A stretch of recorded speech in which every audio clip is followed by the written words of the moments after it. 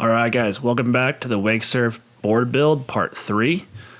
In the last section, I had just finished up shaping the silhouette and the rocker of the board, and then I got into doing the rails. I used a piece of foam and a Sharpie to get the rail measurements even around the entire board, and then hand shaved in the actual rail and then smoothed it out with the planer because it was going to be a little bit easier. I didn't use too much taper on this board because I knew it was going to be a lot more difficult, and with the foam that I was using and how weak it was, I didn't want to make the edges too thin. I think I went with about 1.5 inches kind of cut in on the top rail, and then on the bottom side of the rail, I only went in about 1/2 inch. This made it more of a surf style rail throughout the entire thing, so we could get a little bit more of a surf style feel with a little bit more release of how a wake surf board kind of works usually.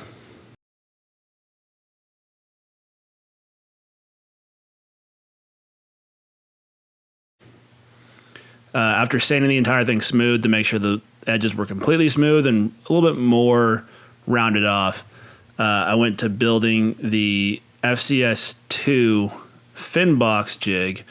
The fin box jig that you can get from FCS is like $110, and for this being, I didn't know if this was gonna be the first one and the only one, I decided to do it the way that I knew how, which is router out of a piece of wood the fin box jig. After a while, I kind of realized that the fin box wasn't going to fit exactly inside the wood, which was actually kind of fine because I knew that the foam on the board would actually fit the fin box if it was a little bit tighter. So all I was doing here was making sure that the edges of the fin box fit perfectly with the jig.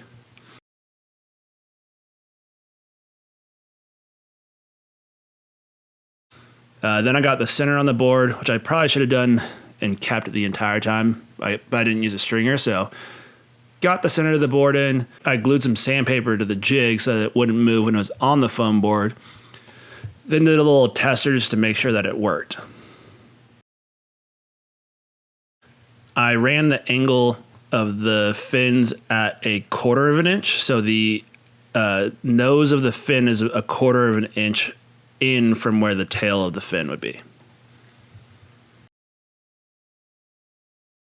All right, so I just put in the fin boxes. I forgot to time lapse this one, but mix up some epoxy. I lucked out. The boat resin, epoxy resin, whatever it is, that I was gonna use from Home Depot, actually melted through the huge block of foam that I used the tester on, which I'm really grateful that I tested on that and not on the board because it completely ate the foam, went through almost 2 inches of foam.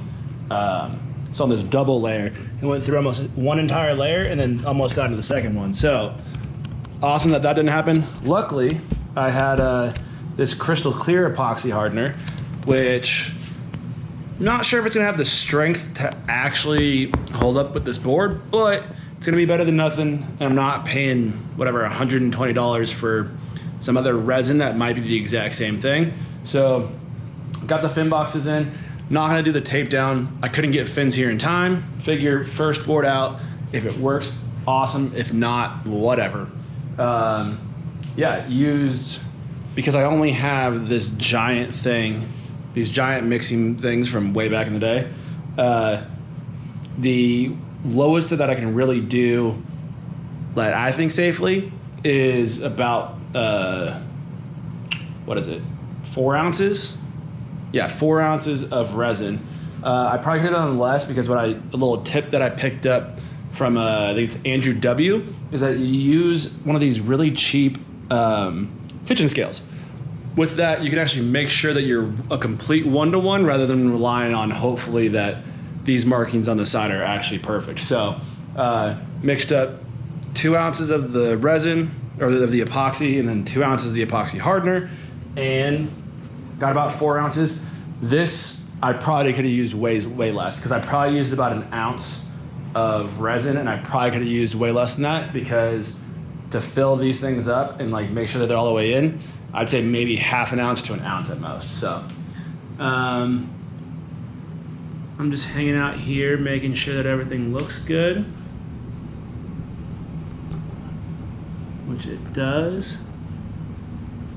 So we're gonna let this sit and let it sit overnight, and then either tomorrow or the next day, come back and gonna kind of figure out where I'm gonna put these carbon fiber kind of tape strips, because this board without the stringer, I know is already really flimsy. So I'm thinking I'm gonna do two stringers, one kind of down this left side and one down the right side, and then one across the top. So hopefully that'll give it enough strength that it will won't break as soon as I get on it. And yeah, so it's either that or I might be doing it along the rails.